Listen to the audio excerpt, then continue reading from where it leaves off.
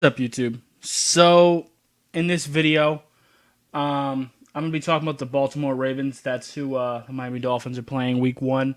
I'm going to be going over some of their depth chart, a little bit of film too. Because, now that it counts, it's actually worth talking about, what our best chances are to try to beat this team. It's going to be kind of rough. We kind of traded our big pieces. We're in rebuild mode, so I'm not expecting us to win that many games, but I'm going to do what I can here. Obviously, you'll kind of see it with the with this depth chart. Looks like the Ravens haven't updated their depth chart on the website yet, and some of the people they cut aren't there. Like if you see it left guard here, it doesn't show a starter at all, but it's probably just because they cut their left guard. Ben Powers is likely going to be the starting left guard. So I just wanted to explain that real quick. But yeah, let's just go ahead and get right into this. As far as receivers go, I think Marquise Brown is going to end up actually being a starter. It says he's not, but I think he's going to be. I mean, dude's a beast. I mean, he really is. He other than maybe Willie Snead, he's probably the best receiver on this team right off jump. I mean, let's be honest with you. I'm gonna be honest. As far as this offensive line goes, it's pretty solid, bro. I mean, I'm gonna be honest. Ben Powers, I like him a lot out of Oklahoma. I was a big fan of him in college. Not super powerful, but very technical. He's not going to beat your ass, but he'll get the job done. Marshall Yonda, of course, that man's a monster. Orlando Brown, he's been improving. I didn't really like him in college, but he's improving. So there's that. The running game, I'm going to get to the quarterback in a minute. Running game, they got Justice Hill all the way back there. I think he's actually going to get some playing time. I think Mark Ingram, well, obviously he's the starter. He's the guy to really be concerned with, but Justice Hill, he's like a really good receiving back. He's a rookie this year. I think he might get a little bit of playing time. I don't know. But as far as Lamar Jackson goes, y'all know what he's about. I'm gonna get into what I would do game plan wise in a minute. I just want to go take a look at the defense real quick, and I'll explain what we should do against Lamar Jackson in a bit. As far as this defense goes, I'm kind of worried. Our offensive line is awful now. I mean, it already was, but now without Tunzel, it's even worse. Brandon Williams is going to tear us apart. Michael Pierce is going to tear us apart. McAfee is really going to take us apart. Chris Wormley, him too. I mean, it could really get ugly for us. I'm going to be honest with you. And their defensive backs are looking deadly too. I mean, Marlon Humphrey, Brandon Carr, Jimmy Smith, Tony Jefferson, Earl Thomas. I mean, that's a deep defensive back core, man. I mean, and the thing is our offensive line isn't going to be able to hold that long, so our receivers got to be able to get open quickly. We're going to have to run a lot of like screens and short passes and stuff, but I mean, it is what it is. Just going to have to roll with it now. Let me take a look at their special teams real quick. Okay. Honestly, I might even, if I were them, I'd probably put Justice Hill at punt or kick return just to see what happens. But yeah. But as far as what we should do, I'll start with the defense because I'm not going to really show too much film on the defense. I'm going to show what we should do to their offense primarily. To attack their defense, honestly, our offensive line is really bad, so we're honestly going to need to have some extra help. Whether that means keeping a tight end in there, keeping a running back in there. Going to have to do some short passes, stuff like that. Get rid of the ball quick or give them extra protection. Kalen Ballage is a pretty solid blocker, so I would like to see him get quite a bit of playing time because he can help block for Ryan Fitzpatrick. And honestly, that's just the best we can do because we're not going to be able to hold back this pass rush very well. As far as attacking their offense goes, I think the best way to go about this is basically play a lot of contain. I want to see Chris Harris and Jonathan Ledbetter. I want to see them play contain on the outside while Christian Wilkins attacks from the inside. We're going to really have to contain Lamar Jackson. We cannot let him run on us. Same with Mark Ingram. I don't want to see him going. I don't want to give him a chance to get started.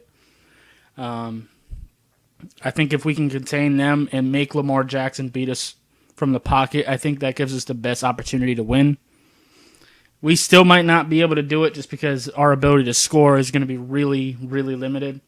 But I think it gives us the best chance. Just load up the box. Usually I don't like this strategy of loading up the box, especially because our defensive line ain't that good. But I think it's our best chance because if we let Lamar Jackson run on us, he's going to burn us all day long.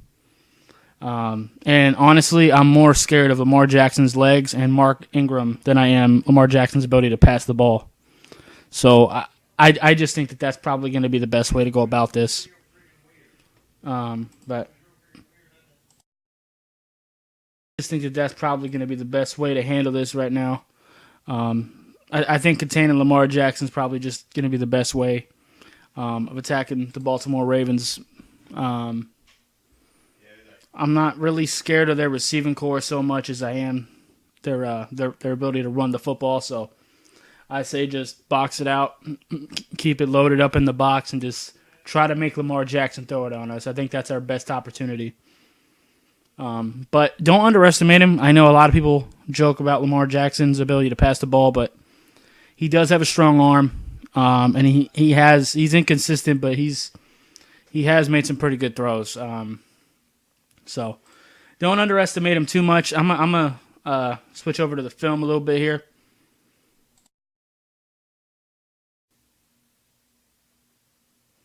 All right, so this is a kind of a good example here of what I kind of want to see. Watch Joey I almost said Nick Bosa, but Joey Bosa. He's gonna beat this guard here and get inside and flush Lamar Jackson out of the pocket. But watch this defensive end, how he keeps his eyes on Lamar Jackson the whole play. That's what I want to see out of Ledbetter and Charles Harris. Watch this. Notice how Bosa is flushing him out of the pocket, but that defensive end's eyes have stayed on Lamar Jackson the whole time. I mean, Joey Bosa ended up finishing the sack regardless, but even if Lamar would have went around the side, he was pushing the tackle into him, and he would have been able to make the sack himself. The edge rusher there. That's what I want to see out of our own edge rushers, and yeah, I think stuff like that is going to give us the best chance to succeed. Sorry about that. I was clearing my throat there on that last play, but take a look at this one too. This one is another example of just keeping your eyes on him. Watch this edge player right here.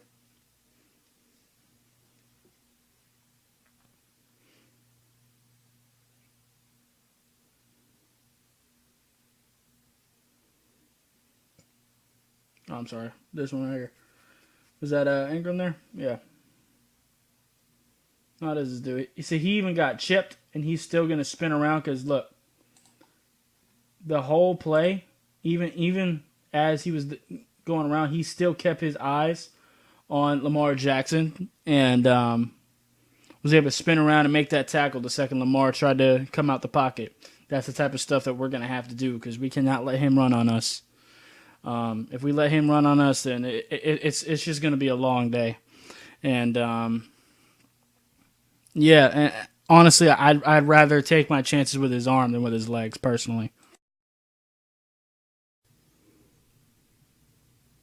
Another thing I forgot to mention with Lamar Jackson too is you're really going to want to play a lot of zone against him. You're not really going to want to play too much man coverage. And if you do play man, you're going to want to leave a spy because I've seen with enough mumble quarterbacks, and it's the same thing with Lamar Jackson. If you're in true man-to-man coverage, then no one's covering Lamar. everyone's got their back to him, and you're going to get demolished doing that. But look at this when you're in zone. This is the good thing about being in zone when you're playing against mobile quarterbacks. Because like I said, I'm not as afraid of his arm as I am his legs.